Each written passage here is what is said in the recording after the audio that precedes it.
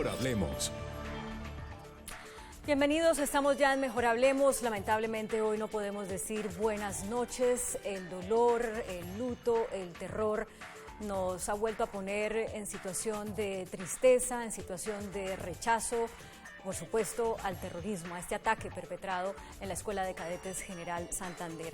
Vamos a hacer el análisis porque inmediatamente empiezan las reacciones, los pedidos al gobierno para que tome decisiones en uno o en otro sentido, y la indignación lógica de la ciudadanía pues lleva a tomar partido muchas veces por las líneas extremas, de un lado o del otro, pero líneas extremas. ¿Qué es lo que hay que hacer en esta situación?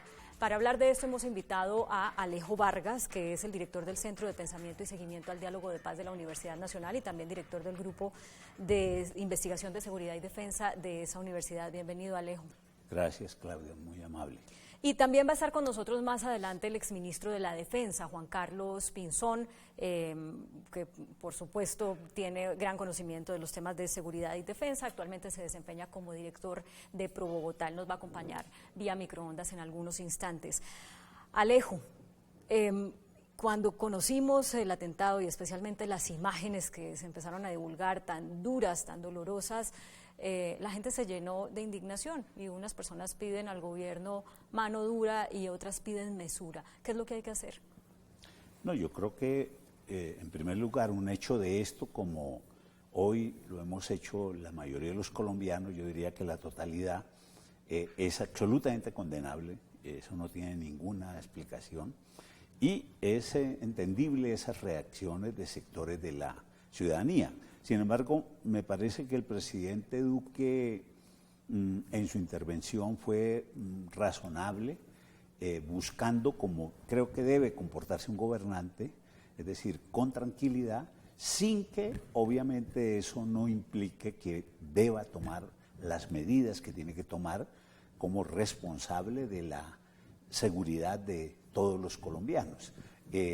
Ahí yo lo que diría es que hay personas que dicen es que ahora hay que tomar medidas. No, yo creo que el problema es la fuerza pública desde siempre ha debido prever y obviamente ahora tiene que acentuar que siempre en esos post-acuerdos como el que estamos viviendo, el riesgo de hechos de violencia es altísimo. Luego, el diseño de planes de seguridad debe ser una prioridad. Es decir, creo que la fuerza pública lamentablemente no puede bajar la guardia en ningún momento. Y me parece que esa es una tarea. Yo creo que ellos deben estar en esa tarea. Los hechos de terrorismo no son fáciles de prever, como lo vimos hoy. Perdóneme, le interrumpo aquí porque me llama la atención lo que está diciendo en el sentido de que entonces tendríamos que llegar a la conclusión de que esto pasó porque la fuerza pública está bajando la guardia y digamos, este manejo de la entrada a una escuela de cadetes, como que sí, el tipo puede acelerar y pasar, así el perro detecte que hay explosivos, ¿esto es una señal de que la fuerza pública ha bajado la guardia?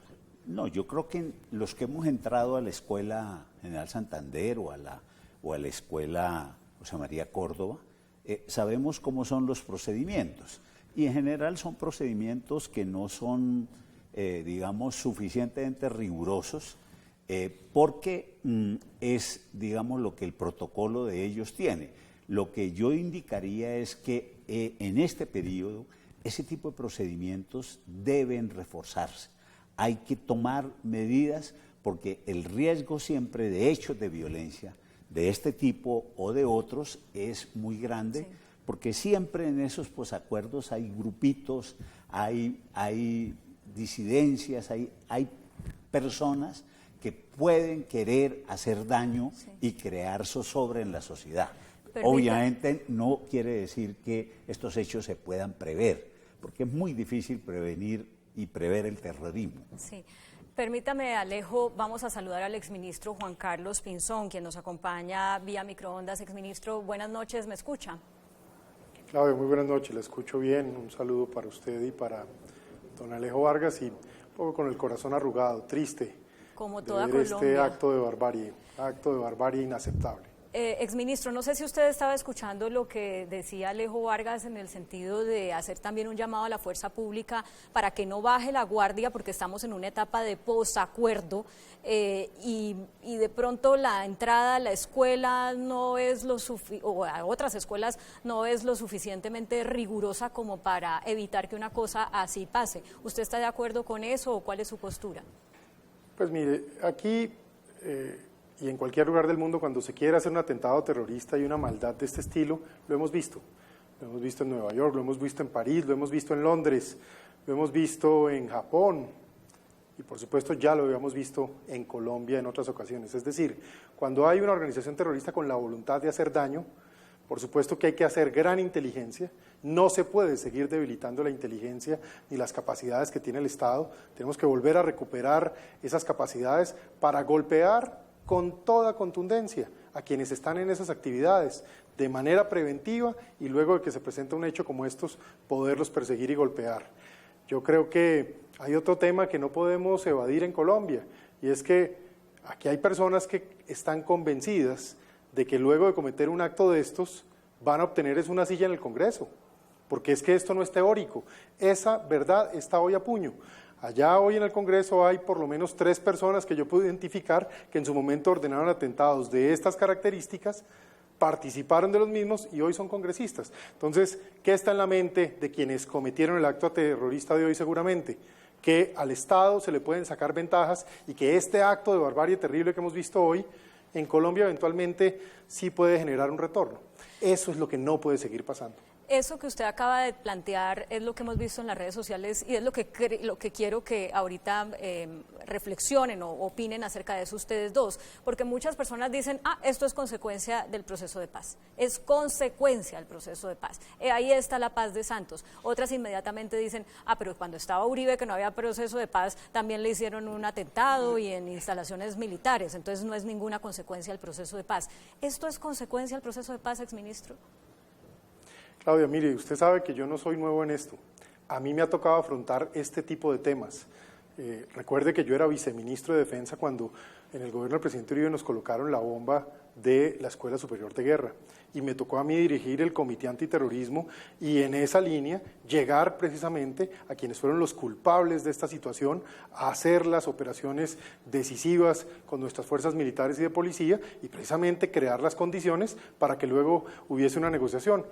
Usted bien sabe, como ministro de Defensa me tocó darle los grandes golpes a las FARC, 55 jefes, comenzando por Cano, 21 el ELN, el jefe del ELN en Colombia, Marcos, fue abatido, y recuerdo capturado el hermano de Antonio García, 42 de las bandas criminales, esto fue una constante.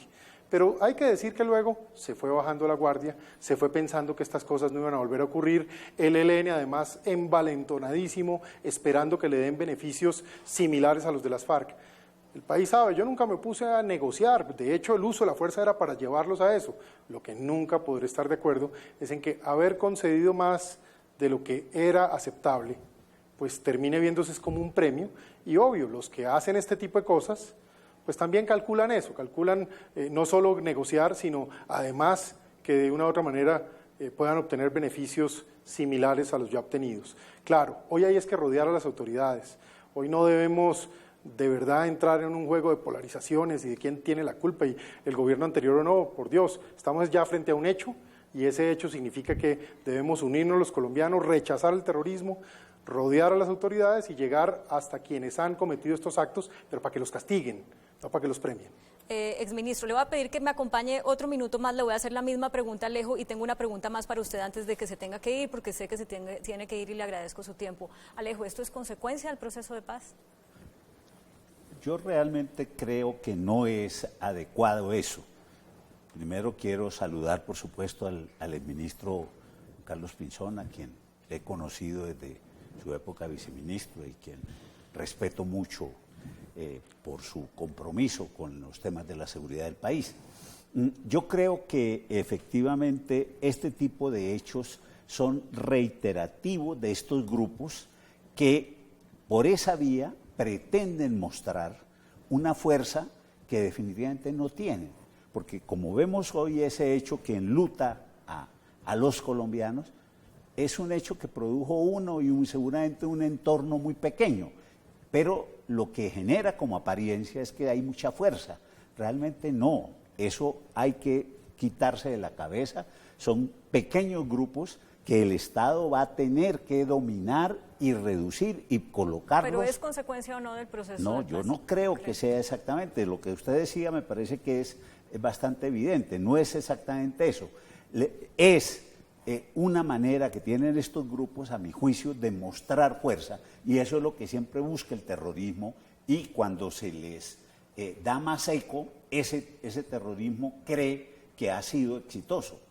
Exministro, también hoy, ante la posibilidad de que este sea un atentado perpetrado por el ELN, porque hasta ahora el ELN no se ha declarado autora del atentado y no hay una confirmación por parte de las autoridades de que así sea, pero ante la posibilidad de que ese sea el escenario, hay quienes dicen, este es el momento entonces para retomar la mesa de diálogo, y hay quienes dicen, este es el momento para acabar esa negociación, estos señores que están en La Habana, que se devuelvan y solamente combatir esa guerrilla.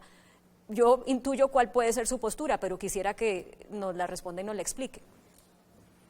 Claudia, de nuevo un saludo para don Alejo Vargas, un académico a quien respeto y nos conocemos de verdad, y sé que siempre ha tenido las mejores intenciones con el país también. Mire, yo frente a eso le diría lo siguiente: el Estado tiene el deber de proteger a los ciudadanos, ese es el deber central, y quienes estén dispuestos a usar la violencia para someter la voluntad de nuestra democracia, de nuestro Estado de Derecho, para hacerle daño a una persona, tienen que recibir la acción contundente del Estado y la acción efectiva de las Fuerzas Armadas, de la justicia. Eso tiene que ser un imperativo y un principio, no importa de dónde venga la agresión, si es de un grupo de derecha, de izquierda, si es una banda criminal, si es una estructura terrorista o es simplemente un cartel.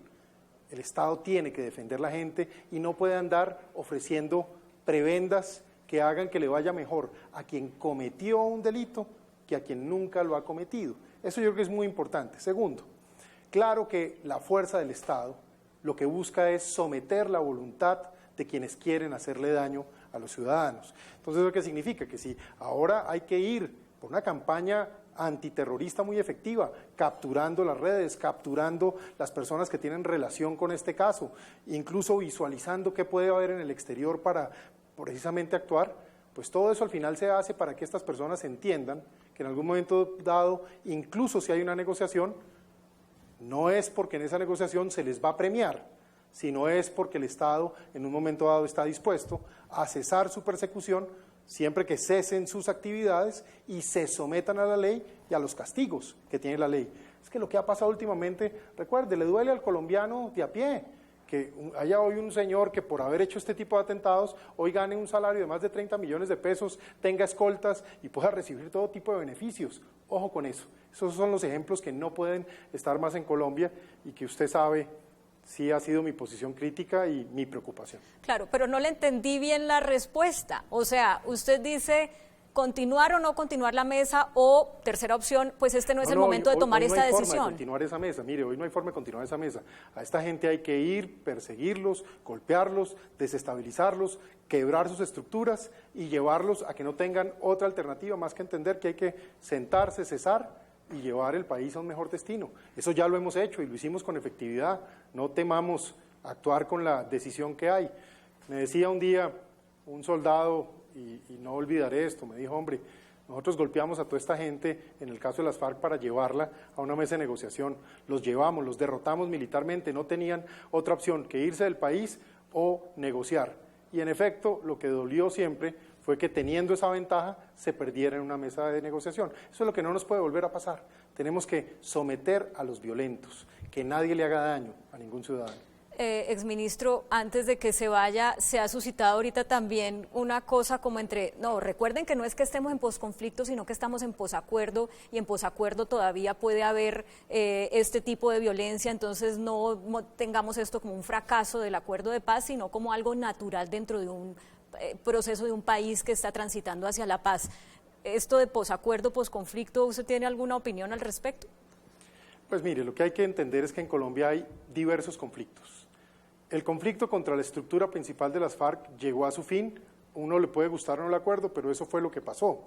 Lo que pasa es que después de eso, las FARC dejaron una retaguardia estratégica y otras estructuras decidieron reincidir en la actividad criminal. Entonces eso significa que con esa gente hay un conflicto. En el caso del ELN nunca ha cesado el conflicto y hay otras estructuras de carácter mafioso o criminal que también intentan retar al Estado en zonas aisladas y marginales del país. Conclusión, el Estado tiene que fortalecer su presencia y su capacidad para darle seguridad a la gente, pero también para transformar la realidad social y económica de esas regiones, que implique que la gente también, pues obviamente, vea el progreso a la luz de la seguridad.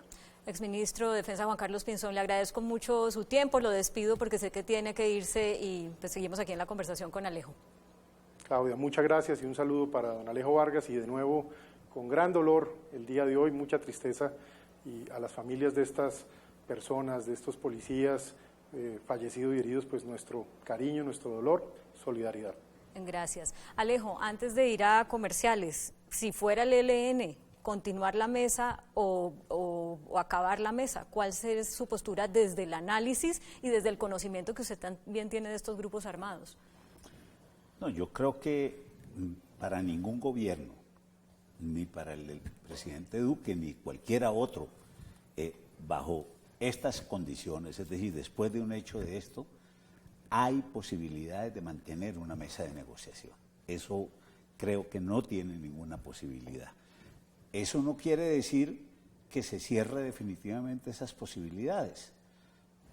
Es probable que en otro momento y en otras circunstancias se pueda volver a pensar, pero si llegara a ser el ELN, es muy difícil para cualquier gobierno mantener una mesa, porque sin duda la presión política del país y de la comunidad internacional sería tremendamente grande. Así que yo en eso no vería ninguna opción, y creo que el gobierno no tendría otra opción que definitivamente cerrar esa mesa de conversación. Sobre todo porque lo que hemos visto en estos 5 meses y algo del gobierno del presidente Duque es que han mantenido como una calma chicha. O sea, cada 3 días el alto comisionado para la paz y el mismo presidente dicen, retomamos la negociación, pero tienen que liberar a los secuestrados.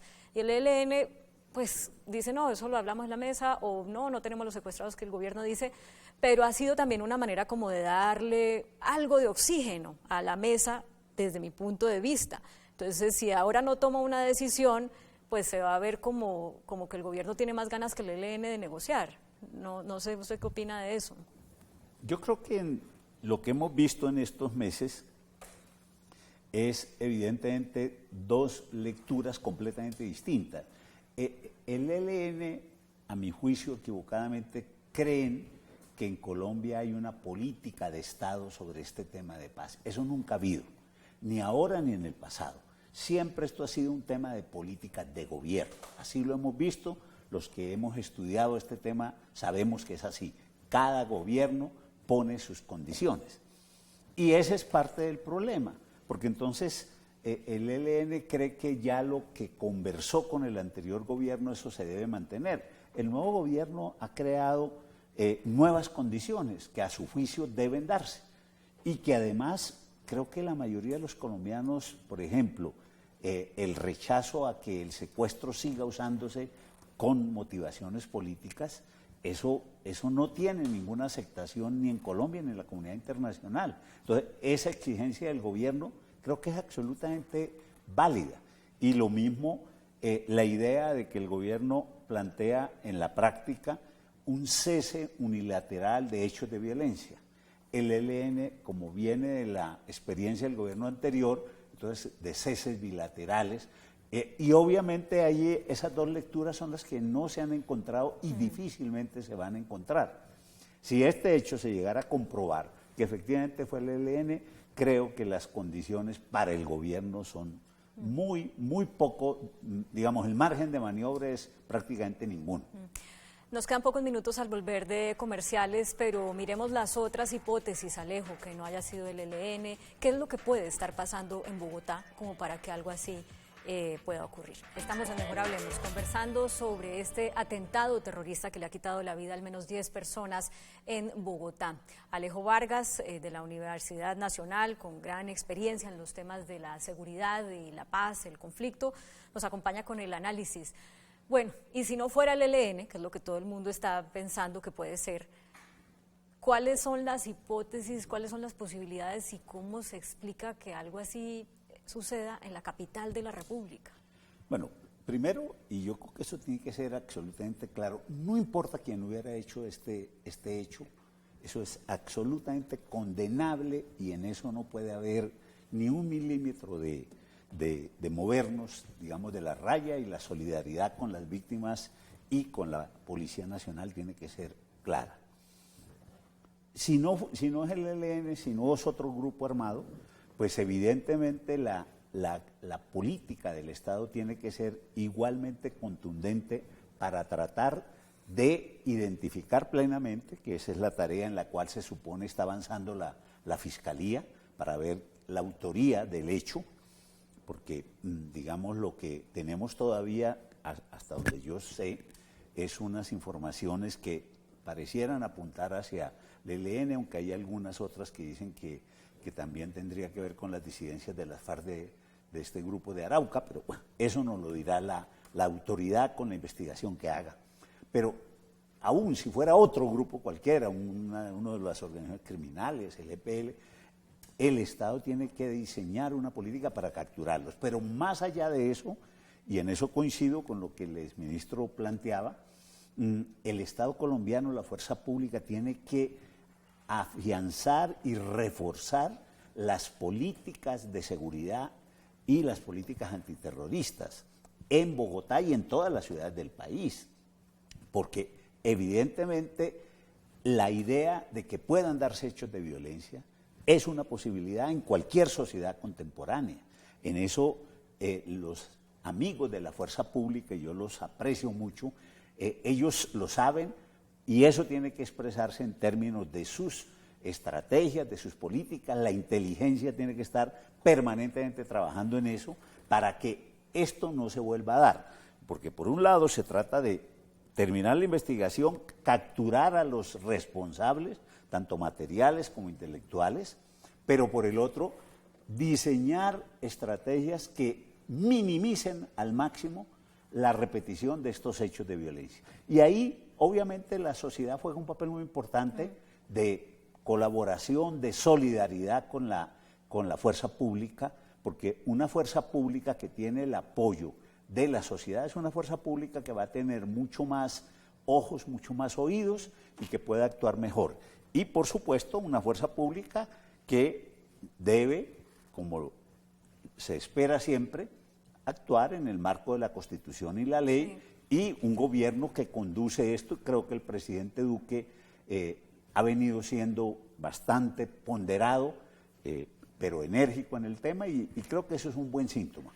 Bueno, y entre tanto, además de colaborar con las autoridades, de ser los ojos y los oídos de las autoridades en donde estamos todos los ciudadanos, llamar al 123, reportar cualquier hecho sospechoso que veamos, ¿qué hacemos los ciudadanos ante el temor que estos atentados pues le generan a todo el mundo? Porque la gente ahorita está diciendo, si esto pasa en una escuela de la policía, entonces, ¿qué puede pasar en un centro comercial? Que ya nos ha pasado. ¿Qué puede pasar en la calle, en el centro? O sea, ya como que nadie puede estar tranquilo. ¿Esa es la manera correcta de tomar postura, digamos, encerrarse en la casa o hacer qué?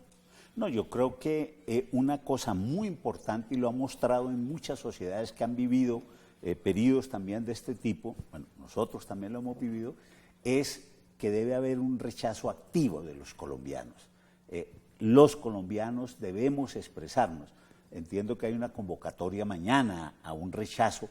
Ese tipo de cosas hay que hacerlas. Si los colombianos no podemos amedrentarnos, por el contrario debemos decir, no se vale ese tipo de hechos, y las personas que usan ese tipo de hechos no pueden ser bajo ningún punto de vista aceptables en la sociedad. Porque lo otro sería simplemente encerrarnos cada cual en nuestra privacidad y de alguna manera aceptar que no podemos usar el espacio público, que no podemos usar la calle, que no podemos... No, yo creo que con mucho cuidado, como si tú lo decías, así como si uno ve un carro sospechoso en su sitio de vivienda, pues hay que reportar a las autoridades y eso hay que hacerlo siempre. O si uno ve un paquete, cualquier cosa de esa, y eso sucede en cualquier sociedad, eso debe ser así, pero con las precauciones del caso, los ciudadanos tenemos que seguir con una vida activa y siempre expresando un rechazo frente a esos hechos de violencia. Alejo Vargas, director del Centro de Pensamiento y Seguimiento al Diálogo de Paz de la Universidad Nacional y bueno, muchas otras cosas, la lista de su experiencia es muy larga. Muchas gracias por acompañarnos con este análisis en este día tan difícil para el país. Muchísimas gracias por la invitación, Claudia, y de nuevo nuestra gran solidaridad con las víctimas, con la policía, con las autoridades y esperemos que esto no lo volvamos a vivir más. Esto es muy doloroso para el país. Bueno, con este mensaje los dejamos, les agradecemos por su compañía, que tengan muy buenas noches.